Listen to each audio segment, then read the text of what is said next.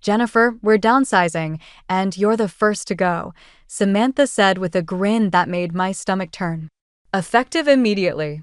The fluorescent lights in the conference room seemed to buzz louder as those words hung in the air like poison. I sat there for a moment, processing what had just happened, while my colleagues around the table avoided eye contact. After 14 years of dedicated service to Westbrook Dynamics, this was how it ended. My name is Jennifer Calloway. I'm 46 years old, and until this morning, I was the senior account manager at Westbrook Dynamics in Charlotte, North Carolina.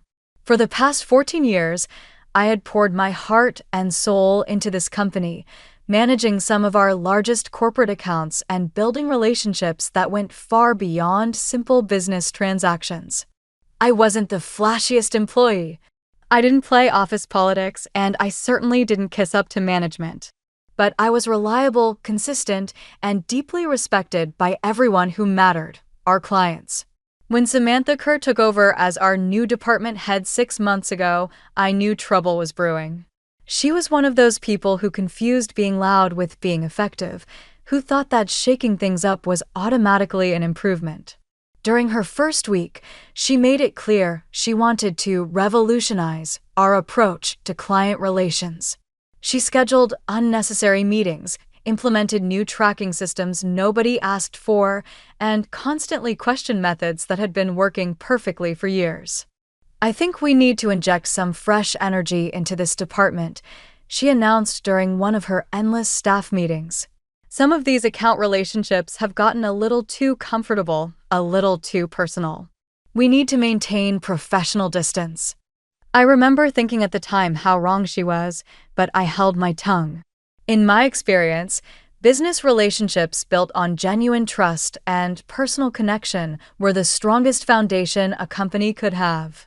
But Samantha saw things differently. She viewed my long-standing relationships with our key clients as a threat to her authority rather than an asset to the company. She didn't understand that when David Chin from Solar Tech Industries called me directly instead of going through the main switchboard, it wasn't because I was overstepping boundaries. It was because we had built a relationship based on 14 years of mutual respect and successful collaboration.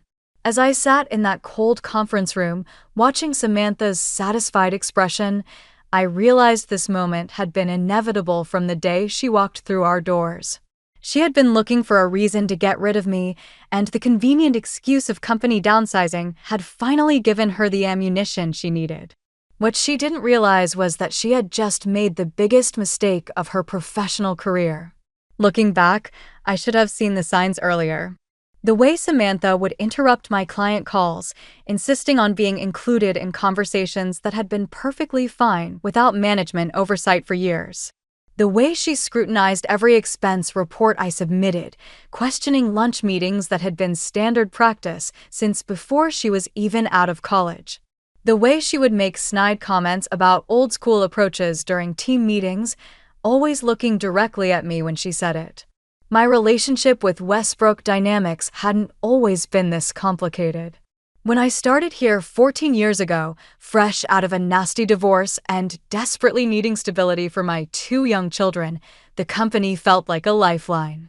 My previous boss, Robert Harrison, had taken a chance on me despite my limited experience in account management. "Jennifer," he had told me during my interview, "I can teach someone the technical aspects of this job, but I can't teach genuine care for people. You have that quality, and that's what makes great account managers." He was right. Over the years, I had developed relationships with our clients that went far beyond the typical vendor-customer dynamic. When Thomas Reed from Grandstone Manufacturing was going through his father's illness, I was the one who helped coordinate delivery schedules around his family obligations. When Patricia Vance from Emerald Marketing was launching her new division, I worked overtime to ensure her project timeline was met, even when it meant sacrificing my own weekend plans. When Michael Torres from Nexus Development was celebrating his daughter's graduation, I was the one who remembered to ask about it during our quarterly review meeting. These weren't just business relationships. They were human connections built on years of trust, reliability, and genuine concern for each other's success. My clients didn't just work with Westbrook Dynamics because of our competitive pricing or our service offerings. They worked with us because they knew that when they called, they would get someone who understood their business, remembered their challenges, and cared about their outcomes. But Samantha saw all of this as unprofessional.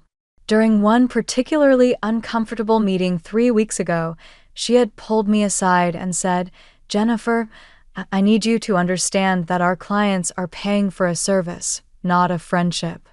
I think you've gotten a little too emotionally invested in these relationships." I had bitten my tongue then, but I should have known that was her way of building a case against me. The irony wasn't lost on me that while Samantha was criticizing my emotional investment, our department consistently outperformed every other division in the company. Our client retention rate was 94%. Our average contract value had increased by 30% over the past 3 years, and our customer satisfaction scores were consistently the highest in the industry. But none of that seemed to matter to someone who was more interested in asserting her authority than understanding what actually made the business successful. The final nail in my coffin came 2 weeks before that fateful Monday meeting, during what should have been a routine client review. Patricia Vance from Emerald Marketing had called me directly, as she always did, to discuss some concerns about a project timeline. It was a simple conversation, the kind I had handled hundreds of times before. But this time, Samantha insisted on joining the call. "Patricia, this is Samantha Kerr, Jennifer's supervisor," she had interrupted within the first 5 minutes. "I wanted to personally ensure that all of your concerns are being addressed at the appropriate management level." The tone she used was condescending, both to Patricia and to me. I watched helplessly as the conversation grew increasingly tense, with Patricia clearly uncomfortable with Samantha's aggressive approach to what should have been a collaborative discussion. After we hung up, Patricia sent me a private email that I'll never forget. "Jennifer, I've been working with you for 8 years, and I've never had to deal with someone speaking to me like I'm a problem to be solved rather than a partner to be supported. Is this the new direction for Westbrook Dynamics? Because if it is, we need to have some serious conversations about our future together." I forwarded that email to Samantha, thinking it might help her understand the damage her approach was causing. Instead, she called me into her office and accused me of undermining her authority and encouraging client complaints. That's when I realized that no matter how professionally I handled the situation, no matter how much I tried to work within her new system, she had already decided that I was the problem. The downsizing announcement, when it finally came, felt almost like a relief, not because I wanted to leave. I loved my job and was proud of what I had built here, but because it meant the uncertainty was finally over. Samantha had been looking for a reason to get rid of me, and she had finally found her excuse. "We need to streamline our operations and eliminate redundancies," she explained to the room full of shocked faces. "Jennifer's position, while valuable in the past, doesn't align with our new strategic direction." The way she said it, with that satisfied smile, made it clear that this wasn't about company efficiency. This was personal. As I packed my belongings that afternoon, my colleagues kept stopping by my desk to express their disbelief and anger. "This is insane," my teammate David whispered. "You're the backbone of this department. How can they think this is a good idea?" But I just smiled and thanked him for his support. I had learned a long time ago that burning bridges rarely led to anywhere productive. What Samantha didn't know, what she couldn't have known because she had never taken the time to understand the foundation of our business, was that she had just triggered a chain reaction that would reshape the entire company. My relationships with our clients weren't just professional courtesies. They were the invisible threads that held our most valuable partnerships together. I spent Monday evening at home, sitting on my porch with a glass of wine, watching the sunset paint the Charlotte skyline in shades of orange and pink. For the first time in months, I felt a strange sense of peace. The constant tension of walking on eggshells around Samantha was gone, replaced by an odd combination of uncertainty and liberation. My phone had been buzzing all afternoon with messages from former colleagues expressing their outrage, but I had turned it off around dinner time. I needed space to think. By Tuesday morning, my phone was exploding with notifications. I had 17 missed calls, 43 text messages, and 67 emails. My first thought was that something had happened to one of my children, so I quickly scrolled through the messages with growing confusion. They weren't personal emergencies. They were business calls from my former clients. The first voicemail was from Thomas Reed at Grandstone Manufacturing, and his voice was tight with barely controlled anger. "Jennifer, I just heard what happened. This is absolutely unacceptable. I've been trying to reach someone at Westbrook since yesterday afternoon, and nobody seems to know anything about our upcoming project deadlines.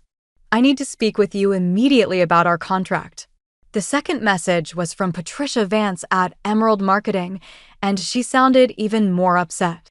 "Jennifer, they can't just eliminate you without consulting their major clients. We have 3 active projects with deadlines next month, and you're the only person who understands the specifications. I've left 4 messages for your replacement, and apparently, they haven't assigned one yet. This is a disaster." As I continued listening to the voicemails, a pattern emerged. Every single one of my major clients had called, not just to express sympathy for my situation, but to voice serious concerns about the continuity of their projects. David Chen from Solar Tech Industries was particularly direct. "Jennifer, I don't know what kind of game Westbrook is playing, but if they think they can just remove the one person who actually understands our business and expect us to start over with someone new, they're out of their minds. Call me back. We need to talk." I made myself a cup of coffee and started returning calls.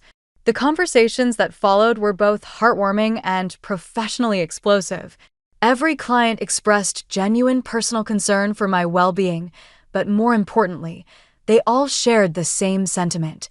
They had been working with Jennifer Calloway, not just Westbrook Dynamics, and my sudden removal felt like a betrayal of their business relationship. "Jennifer," Patricia said when I called her back, "I want you to understand something. When we signed our contract with Westbrook 3 years ago, it was because of you. Yes, your company had competitive pricing, but what sealed the deal was knowing that we'd have someone who actually cared about our success. If you're not there anymore, then honestly, I'm not sure why we should be either." Michael Torres from Nexus Development was even more blunt. "I've been in this industry for 25 years, he told me. I've worked with dozens of vendors, and most of them see us as just another account number. You've always treated us like a partner. That's not something you can just replace with whoever they pull from their staff roster." By noon on Tuesday, I had spoken with all 5 of my major clients, and the message was unanimous. They wanted me to know that their loyalty had been to me personally, not just to the company I worked for. Several of them asked if I was planning to land somewhere else soon because they would be very interested in continuing our business relationship in whatever form that might take. That's when I realized that Samantha had made a catastrophic miscalculation. She had assumed that client relationships were interchangeable, that the value I brought to the company was easily replaceable with someone else who could read from the same scripts and follow the same procedures. She didn't understand that business relationships, particularly in our industry, were built on trust that took years to develop and could be destroyed in an instant.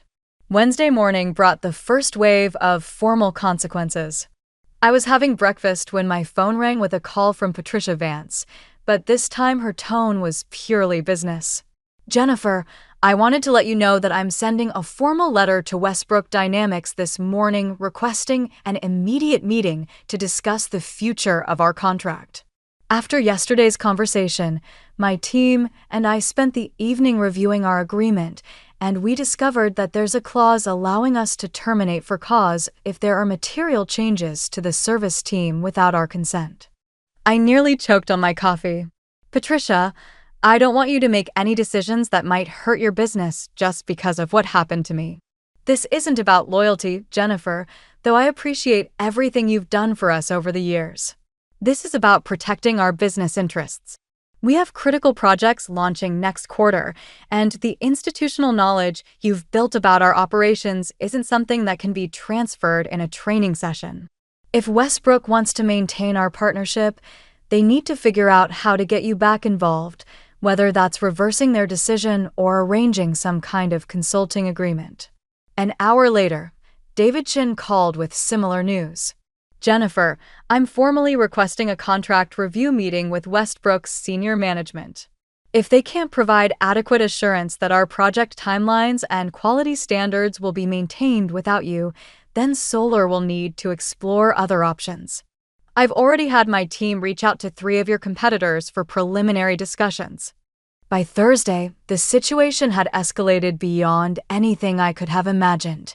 Thomas Reed from Grandstone Manufacturing didn't just request a meeting, he sent a formal notice of contract termination, effective in 30 days, unless Westbrook could restore the service team configuration that was in place when this agreement was originally executed. His letter was copied to Westbrook's chief executive officer, their general counsel, and the entire board of directors. Michael Torres took a different approach. Instead of threatening termination, he suspended all current projects pending a comprehensive review of service capabilities and personnel changes. This effectively froze over $2 million in active contracts until Westbrook could provide guarantees about project continuity. The most devastating blow came from Patricia Vance on Friday. She didn't just threaten to leave, she actually did it. Her termination letter was short and professional. Due to material changes in account management personnel without client consultation, Emerald Marketing is exercising its right to terminate this agreement, effective immediately. We will be transitioning our business to a vendor who can provide the level of personalized service and institutional knowledge that our projects require. That same day, I received a call from someone I hadn't expected to hear from, Robert Harrison, my former boss, who had retired 3 years earlier. Jennifer, he said, I hope you don't mind, but Patricia Vance called me this morning. She wanted my perspective on the situation at Westbrook, and she also wanted to know if I had any recommendations for alternative vendors. He paused for a moment before continuing. I told her that the best vendor I could recommend was you, if you were interested in starting your own consulting practice. The idea hadn't occurred to me before, but as Robert explained it, the concept made perfect sense. You have the relationships, you have the expertise, and you have the trust. All you need is the business structure. Patricia indicated that if you were to start your own firm, Emerald Marketing would be very interested in becoming your first client. By the end of that week, I had received similar inquiries from 3 other former clients. What had started as a termination was rapidly becoming the foundation for something entirely new. Monday morning of the following week, I decided to drive past the Westbrook Dynamics building on my way to meet with a business attorney. I wasn't being vindictive. I genuinely wanted to see how the company was handling the crisis that had been building over the past week. What I saw in the parking lot told me everything I needed to know. Samantha's car was there at 7:30 in the morning, along with vehicles belonging to 3 members of the senior management team. Emergency meetings were clearly in session. Later that day, my former colleague David called me with an update that was both shocking and completely predictable. Jennifer, you need to know what happened this morning. Samantha called an all-hands meeting at 8 a.m., and she looked like she hadn't slept in days. Apparently, the executive team spent the entire weekend in crisis management mode. According to David, the scope of the client relations disaster was even worse than I had realized. In addition to the 3 major accounts that had already terminated or suspended their contracts, 2 other significant clients had requested meetings to reevaluate their vendor relationships. The company was facing the potential loss of nearly 60% of their major account revenue, all within a span of 2 weeks. The best part, David continued, was when Samantha tried to blame the situation on your unprofessional relationship boundaries with clients.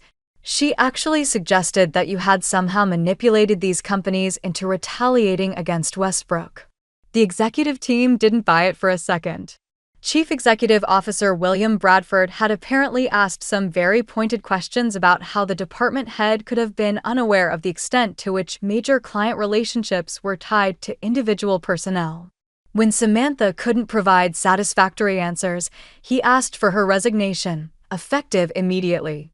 "Jennifer," David said, "Bradford specifically asked me to get your contact information.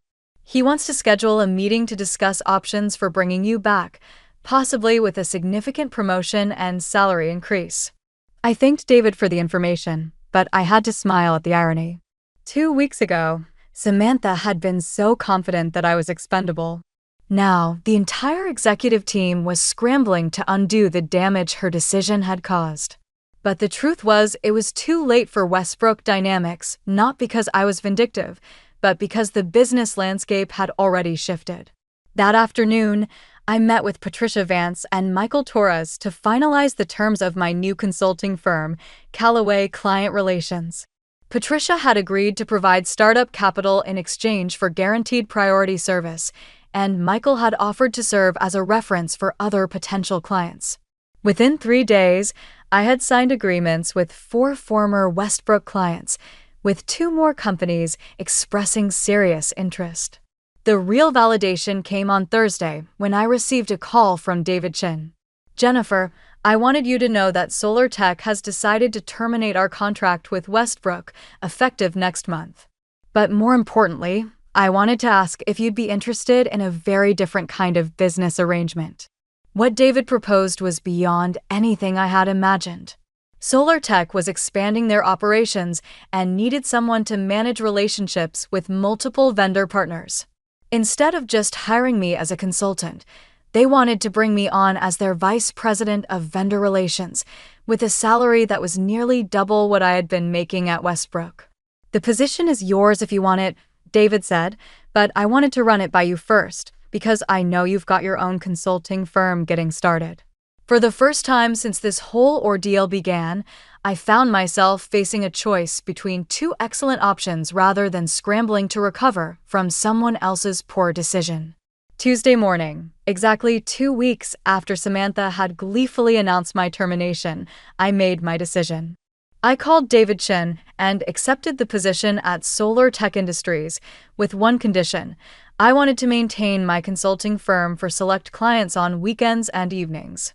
He agreed immediately, understanding that my outside relationships would only strengthen my ability to serve Solar Tech's vendor management needs. The news spread quickly through Charlotte's business community. By Thursday, I had received congratulatory calls from 6 different industry contacts, including 2 executives from companies that had never worked with Westbrook Dynamics. Word was getting out that the clients hadn't just left Westbrook, they had followed me to something better. Friday afternoon brought the most satisfying moment of this entire experience. William Bradford from Westbrook Dynamics called me personally to make one final attempt at bringing me back. His offer was generous: a department head position, a 40% salary increase, guaranteed autonomy, and a formal apology from the board of directors. But it was too late. "Mr. Bradford," I told him, "I appreciate the offer, but I've already accepted a position that offers me both financial growth and professional respect. More importantly, I've learned that my value isn't dependent on any single company's recognition of it." The conversation was cordial but brief.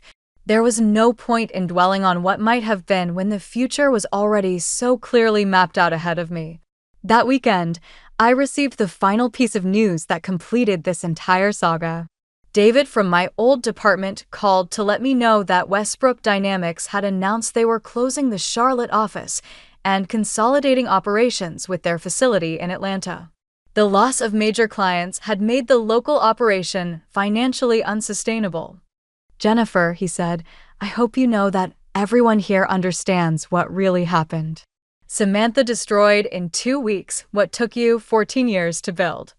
I felt no satisfaction in Westbrook's downfall, only a quiet sense of vindication that my contributions had been valuable, even if one person had been too blind to see it. 6 months later, I was settling into my new office at Solar Tech Industries, looking out at the Charlotte skyline through floor-to-ceiling windows. My title was Vice President of Strategic Partnerships, and my responsibilities had grown far beyond what I had originally been hired to do. David Chin had been right when he predicted that my relationship-building skills would be valuable in multiple areas of their business. Callaway client relations had also flourished beyond my expectations. What started as a way to maintain relationships with 4 former clients had expanded into a boutique consulting firm specializing in B2B relationship management. I was working with 12 companies now and had turned down 6 others because I didn't want to compromise the quality of service by growing too quickly. The most unexpected development came when Patricia Vance recommended me to speak at the Regional Business Leadership Conference about the importance of personal relationships in professional settings. The presentation went so well that I was invited to write an article for Business Excellence magazine about the hidden value of authentic client relationships. 2 weeks ago, I received a LinkedIn message from someone I hadn't heard from in months, Samantha Kerr.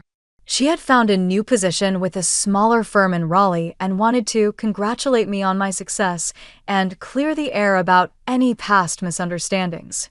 I read the message twice before deleting it without responding. Some bridges, once burned, weren't worth rebuilding. Yesterday, I had lunch with Robert Harrison, my former boss, who had first encouraged me to value relationship building over transaction-focused thinking. "Jennifer," he said over dessert, "I've been watching your career progression with great pride. You've proven that doing the right thing, even when it's not appreciated, eventually leads to recognition from people who matter." Looking back on everything that happened, I realized he was absolutely right. As I sat in my new office, watching the bustling activity of a company that valued what I brought to the table, I understood that Samantha's cruel grin that Monday morning had actually been a gift in disguise. Sometimes, the best revenge isn't plotting someone's downfall, it's building something so successful that their betrayal becomes irrelevant to your happiness.